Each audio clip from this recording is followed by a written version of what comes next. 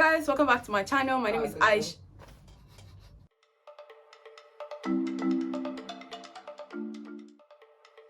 Hi guys, welcome back to my channel. My name is Aisha. If you're new here, thank you for clicking on this video and I hope you subscribe and stay with us.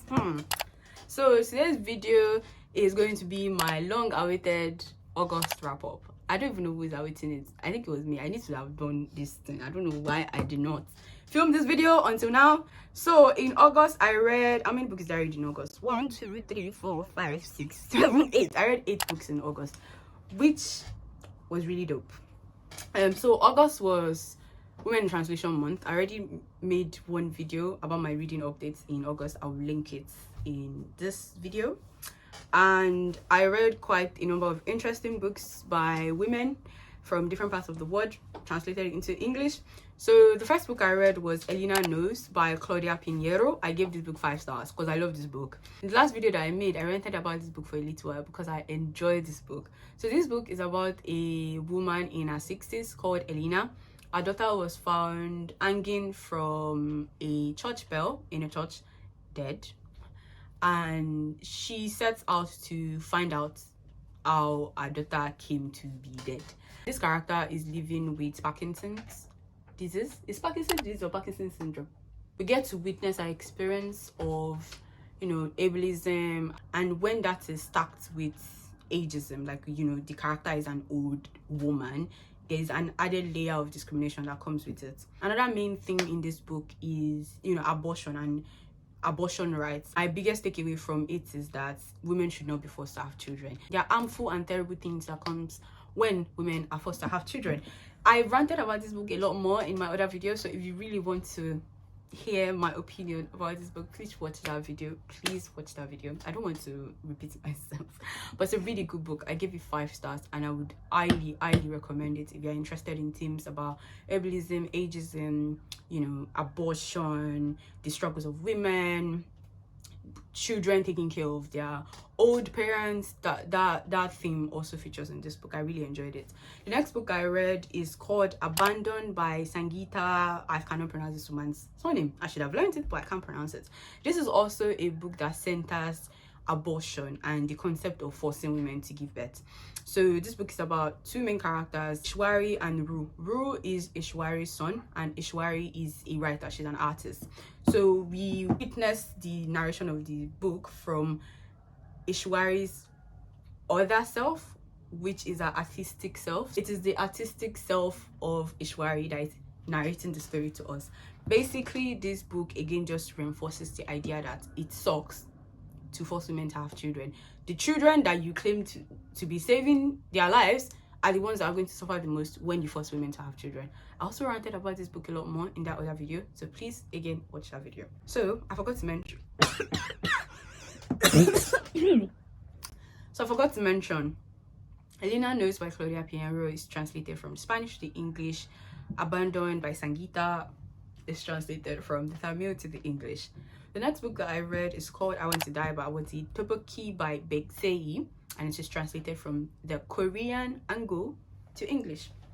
Now this book is a non-fiction. It is basically a compilation of some of the therapy sessions that this author had with a therapist, and it also featured a short note by a therapist at the end of the book. One of my biggest takeaway from this book is that there's something called light depression.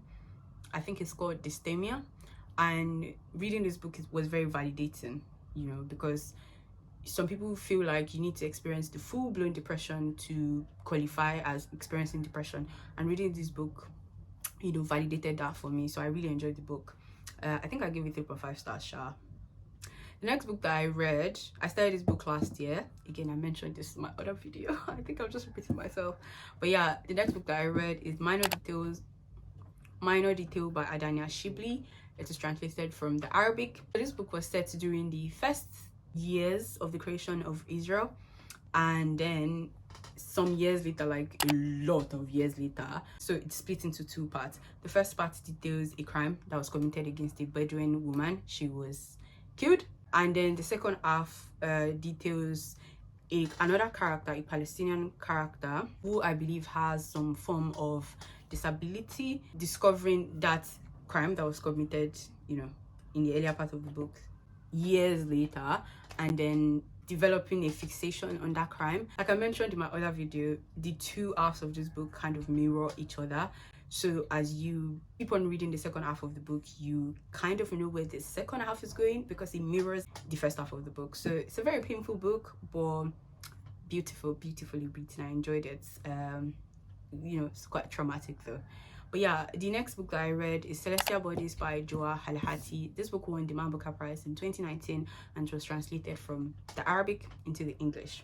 I reviewed this book. I have an actual book review for this one, so I'm going to link it up, so I don't want to repeat myself. But I enjoyed the writing more than I enjoyed the storytelling of this book. So yeah. The next book that I read is called The Murmur of Bees by Sofia Segovia. Love this book, 5 stars. This book is set in Mexico, and half of the book was set during the World War and during the Spanish flu era. Beautiful magical realism, but in a way that you don't really feel it's magical realism. I don't even know what or how to describe this book. I just know that it is a very beautifully written book. There's a lot of trauma as well. The book examines mostly classism, how classism forces evil out of people. There's a lot of discourse about the agrarian, you know, rule law around the time in Mexico as well. I just know that this book made me feel good. I really enjoyed this book. I laughed, I cried, I was heartbroken, I was scared, I was happy. One of the main characters in this book is called Simonopio, and Simonopio is literally a beautiful character, worthy character. Is one of the characters that I would like to meet in person. Lovely book. I really enjoyed this book. Next book I read is Bitter Orange Tree by Jokha Alharthi. Again, I really enjoyed the writing of this book. Did not enjoy the storytelling as much. I have the book review. I'll also link it up in the video. I didn't enjoy the storytelling as much, but I enjoyed the writing, and I think if you like beautiful writing, you should definitely pick up this book. Oh, The Murmur of Bees by Sofia Segovia was translated from the Spanish. Jokha Alharthi's Bitter Orange Tree was also translated from the Arabic. The last book that I read is Paradais by Fernanda, Melchor. I can't pronounce this man's name, sorry. This book was translated from the Spanish, and it is also set in Mexico, if I am not mistaken. Wait, I can't even remember. I'm not even sure. Okay, yes, it's set in Mexico. This book was actually set in Mexico as well. This book also examines, oh my goodness, I've not done any review of this book, but this book is very vulgar. The language in the book is very vulgar, but I think it mirrors exactly the way that the world views women, talks about women. The vulgarity of it is well portrayed in this book.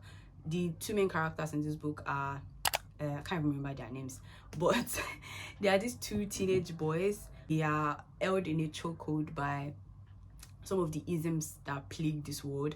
So one of them is a fat boy whose parents are dead, I believe. He's living with his grandparents, and he lives with a lot of money. Like, his grandparents are very rich, but he's exposed to like porn, and he consumes porn a lot, and that the kind of porn he consumes, you know, skews his view of women to the extent that he carries out a crime in real life that changes the course, you know, of his life.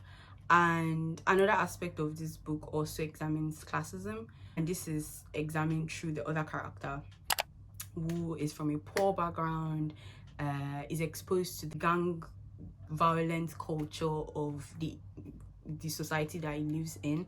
So I think these two main characters, they mirror again the amount of ill that many of these isms bring to the world. So if you are going to read this book, prepare your mind, because the language, the way that women are spoken to and about in this book is just crazy. But yeah, I did not review that book very well. I'm sorry. It's because I read it like almost a month ago now. I can't remember. But yeah, I really enjoyed the book. I think I gave it 4 stars or 3.5 stars. Yeah, I gave it 3.5 stars, just because while I understand the reason why the book had to be vulgar like that, it just did not sit well with me. Like, it was just weird, but it's the reality, and I appreciate that. Also very good writing as well. Oh, I neglected to mention that Elena Knows and Paradais were both on the long list for International Booker Prize for this year, so that was really good. I'm glad I got to experience all of these books. They were beautifully written, amazing storytelling, proof that women around the world can write. My short story September is not going very well, unfortunately, but I hope that before I upload my wrap-up for September, I get to read, I would have read, you know, more short story collections. Either way, inshallah, we'll get to experience short story September again in future, in the next year, inshallah. But yeah, I've come to the end of this video. I hope you enjoyed it. I hope you pick up some of these books. If you've read any of them, let me know in the comment section and we'll discuss it. I like discussing books. But yeah, thanks so much for watching this video. Don't forget to like, share, subscribe, and I'll see you in my next video. Bye.